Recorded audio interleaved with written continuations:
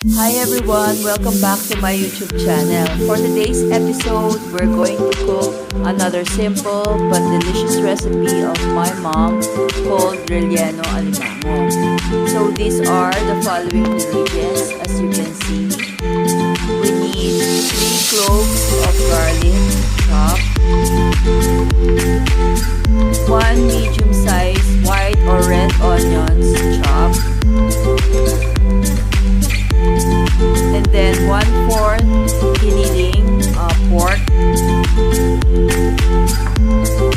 and then we also need 2 eggs, but for this I only used 1 egg beaten, and then the star ingredient, which is the crabs. They are boiled, and then we're going to reserve the shell part, and we're going to take out the meat of the crabs. Yeah, so we're going to prepare for that.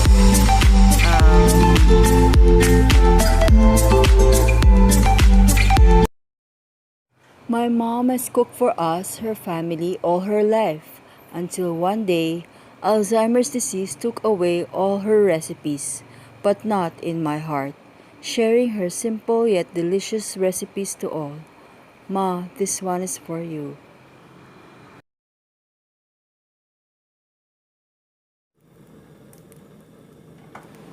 To start the recipe, we're going to saute the ground pork. So we now added around 2 tablespoons of oil. Siyempre, we're going to heat the pan first. And then when the pan is already heat and the oil is heated, we now add the chopped garlic and wait for it to lightly brown. There.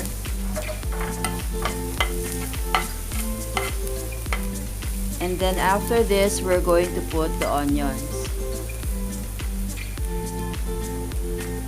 As you can see, medyo na-aksidente ako ng konti here because the fire is a little bit high.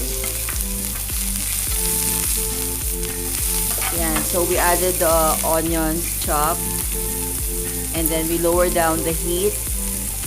Ayun, accidents like this happen, so we're just going to lift the pan so that the heat will be reduced.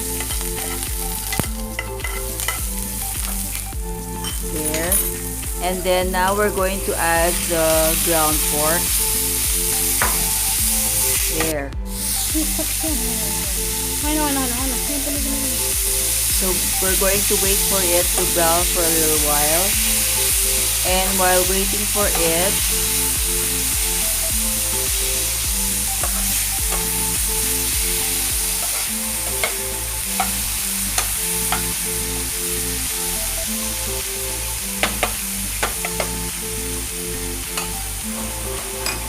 we're going to add some salt and pepper to this.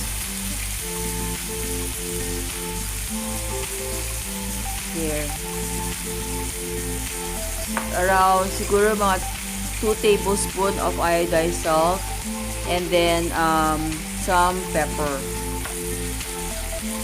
When I was growing up with my mom, I can see that she doesn't measure the ingredients, especially salt and pepper.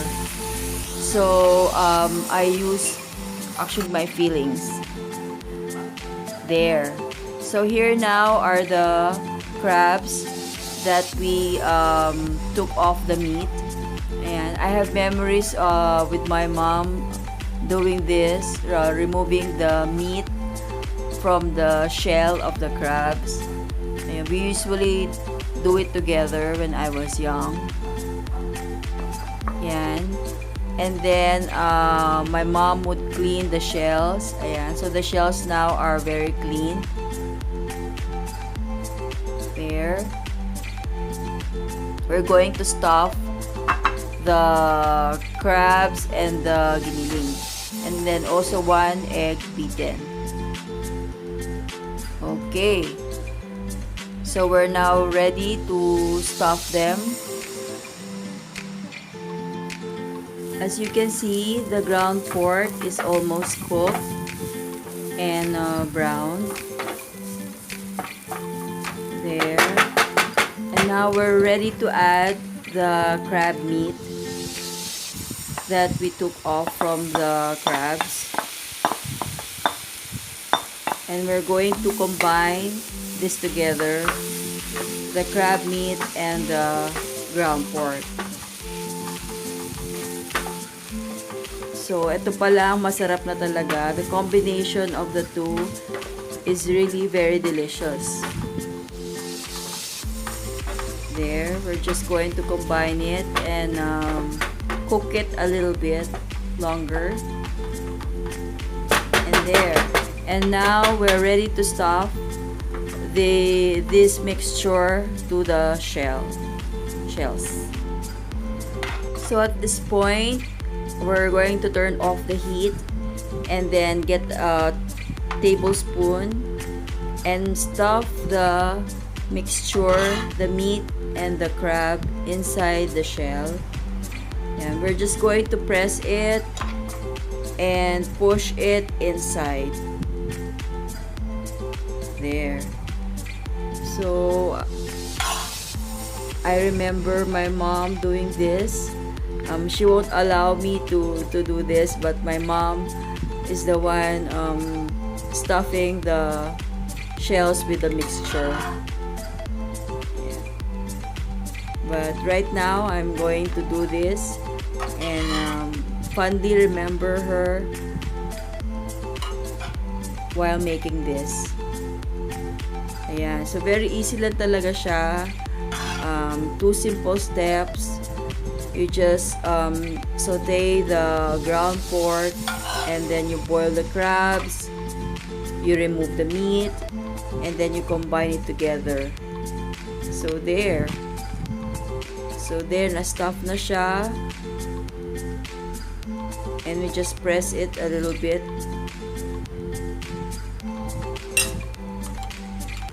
And now we're going to put the beaten egg. Yeah, make sure to coat every pork with the beaten egg. Yun. We need to do that to coat it very well so that the mixture will not fall down or will not crumble when we're going to fry it. Yun. So, ganoon lang siya kasimple. Ganoon lang siya kadali. So now, we're ready to fry the rellenong alimango. We just need a little oil, mga 2 tablespoons of oil lang in a heated pan. Ayan. Very simple lang. And now is the tricky part. We're going to put the crab meat side down. Yan.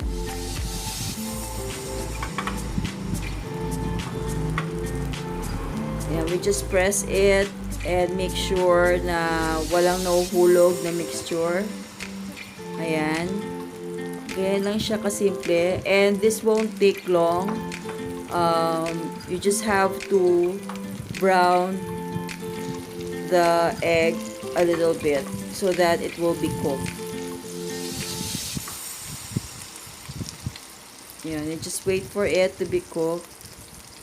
Silip-silipin nyo lang every now and then kung luto siya. There. Yan. So, this will take siguro around 2 to 3 minutes lang. Ganon, on a low heat. No? So, don't put the heat on high because masusunog talaga siya. So, be very careful na on a low heat lang siya. Ayan. So, we're just going to wait for it and take a look at it.